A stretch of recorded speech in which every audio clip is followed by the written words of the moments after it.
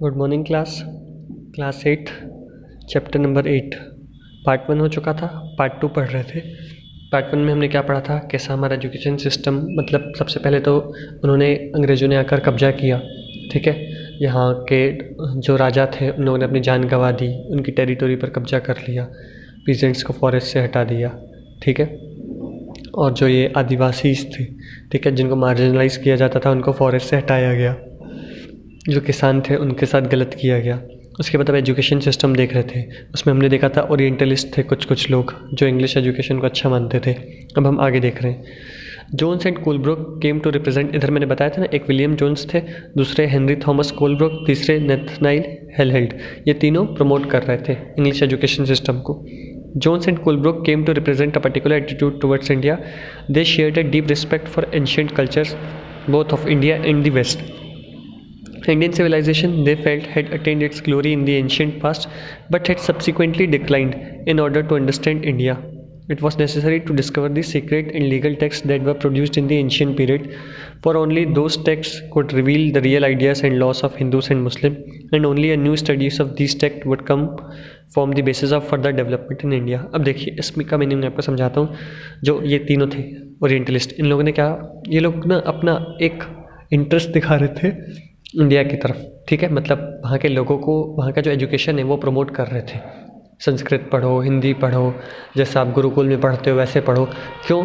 देखो, इनका कोई ना कोई तो मोटिव था। क्या मोटिव था अभी मैं बताऊंगा, पर इनका कोई ना कोई फ़ायदा होगा तभी ये इस चीज़ को प्रमोट कर रहे हैं। अगर फ़ायदा नहीं होता तो क्यों प्रमोट करते हैं? क्योंकि अभी तक तो ये हिंदुस्तानियों के साथ गलती करते आए। ठीक है, दे shared a deep respect for ancient culture. ये ऐसा बोलते थे कि जैसे अंग्रेज़ों के कब्जा करने से पहले भारत में अच्छी खासी ग्लोरी थी, मतलब एजुकेशन सिस्टम यहाँ का अच्छा था। ठीक है, मतलब जब तक ये बोल रहे थे तो इनके सामने भी तो अच्छा है, लेकिन अब अंग्रेज़ों ने कब्जा वगैरह किया था तो बोल रहे थे पहले अच्छा था, एक ग्लोरी थी भारत में, कि एक ट्रेडिशन था, कस्टम था। अंग्रेज़ों के आने से वो सब सिस्टम ख़त्म हो गया। ठीक है, अंग्रेज़ों के आने से वो सब सिस्टम ख़त्म हो गया। तो वापस क्यों ना उस ग्लोरी को वापस लाया जाए, जिस तरीके से पहले इंडियंस जीते थे, जो पहले एजुकेशन सिस्टम था, वैसे क्यों ना वापस कर दिया जाए ताकि इंडिया वापस उस लेवल पे डेवलप हो जाए। अब ये क्यों चाहेंगे? क्यों? क्योंकि इनके पीछे कोई मोटिव था इनका।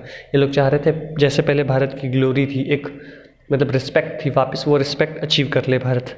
ठीक है, तो इन लोगों ने क्या किया, यहाँ की बुक्स वगैरह पढ़ना स्टार्ट किया, क्योंकि इनको भारत के बारे में जानना था, तो उस भारत के लोगों के बारे में जानना था। तो क्या तरीका है कि यहाँ की बुक्स पढ़ो, यहाँ का लिटरेचर पढ़ो, यहाँ के लोगों को ऑब्जर्व करो कि कैसे खाते पीते हैं, कैसे रहते हैं। ठीक है, वो ये सब करना इन्होंने स्टार्ट कर दिया।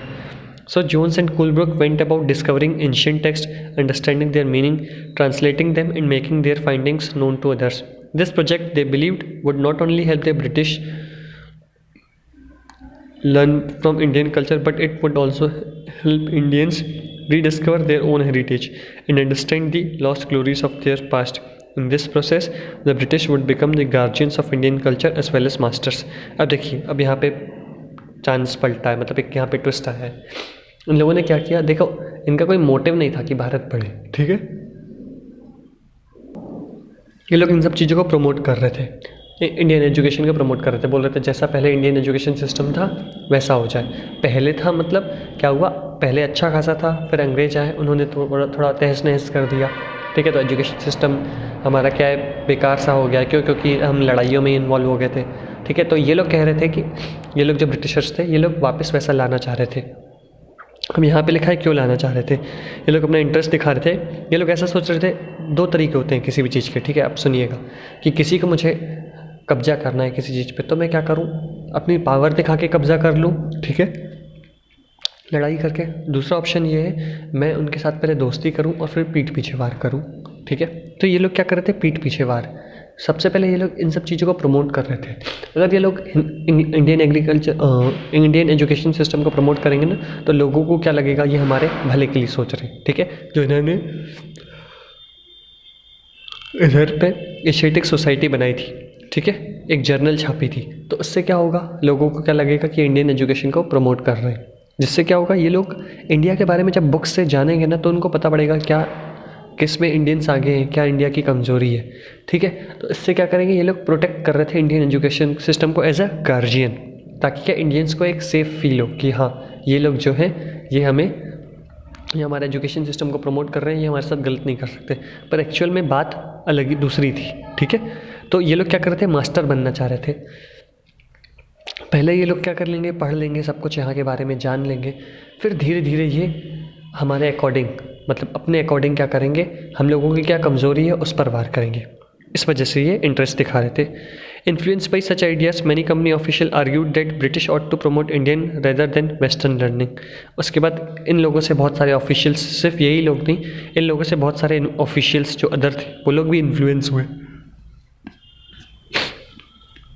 Influenced by such ideas, many company officials argued that British ought to promote Indian rather than Western learning। मतलब दूसरे ऑफिशियल्स ने बोला ब्रिटिशर्स को, जैसे कि ये तीनों तो प्रमोट कर ही रहे थे, दूसरे ऑफिशियल्स ने बोला वेस्टर्न कल्चर की बजाय इंडियन कल्चर को प्रमोट करना चाहिए।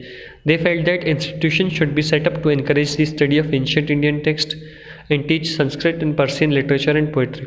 The officials also thought that the Hindus and Muslim ought to be taught what they were already familiar with and what they valued and treasured, not subject were alien to them. Only then they believed could the British hope to win a place in the hearts of the natives. Only they could the alien rulers accept to be respected by their subjects. इन्होंने क्या बोला कि अब इनको सिखाना है तो कुछ इंस्टीट्यूशन डेवलप करने पड़ेंगे, कुछ जगह बनानी पड़ेंगी, कुछ स्कूल्स, कुछ कॉलेजेस बनाने पड़ेंगे। क्या क्या सिखाया जाएगा वहाँ पे, एंशिएंट इंडियन टेक्स्ट पढ़ाया जाएगा, पुराने ज़माने के जो लिटरेचर्स हैं ना, वेद वगैरह पढ़ाया जाएगा, संस्कृत पढ़ाई जाएगी, पर्शियन पढ़ाई जाएगी, ठीक है, ये सब पोइट्री पढ़ाई जाएगी, ये सब पढ़ाया जाएगा, ठीक है। और और क्या है, जो लोग जो चीज़ जानते हैं उनको वही पढ़ाया जाएगा। जैसे अगर हिंदू कोई एक सब्जेक्ट जानता है, समझो 10 हिंदू बच्चे बैठे, किसी को मैथमेटिक्स आती है तो उसे मैथ्स पढ़ाया जाए, किसी को हिंदी आती है तो उसे हिंदी पढ़ाई जाए, जिसको संस्कृत आती है उसे संस्कृत पढ़ाई जाए।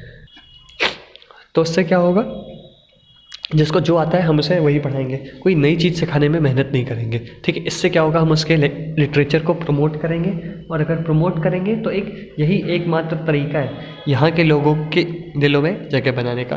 यहाँ पे लिखा है कि उनके हार्ट में जगह बनाने का, उनके दिलों में जगह बनाने का एक ये बहुत अच्छा तरीका है कि उनको कोई ऐसी एलियन लैंग्वेज न सिखाए, ऐसी लैंग्वेज जो इसके बारे में वो जानते ही ना हो बिल्कुल भी, ऐसी हम लैंग्वेज सिखाएं जो उन्हें आती ही हो, उसी को आगे बढ़ाएं, ठीक है। इनके पीछे सिर्फ और सिर्फ एक मोटिव था कि ये लोग वहाँ के बारे में जानेंगे, उनको बहलाएंगे, फुसलाएंगे, फिर राज करेंगे वहाँ पे, ठीक है। ताकि उनको क्या लगेगा, पहले उनके ये मास्टर बन जाएंगे, उसके बाद ये उन पर राज करेंगे, तो फिर क्या होगा, इंडियंस इनकी बात जल्दी मानेंगे। With this object in view of, Madrasa was set up in Calcutta in 1781 to promote the study of Arabic, Persian and Islamic law। Underline कर लीजिए, एक मद्रासा इंस्टीट्यूशन सेटअप हुआ 1781 में, कहाँ पर, कलकत्ता में। किस लिए, अरेबिक, पर्शियन और इस्लामिक लॉ सिखाने के लिए।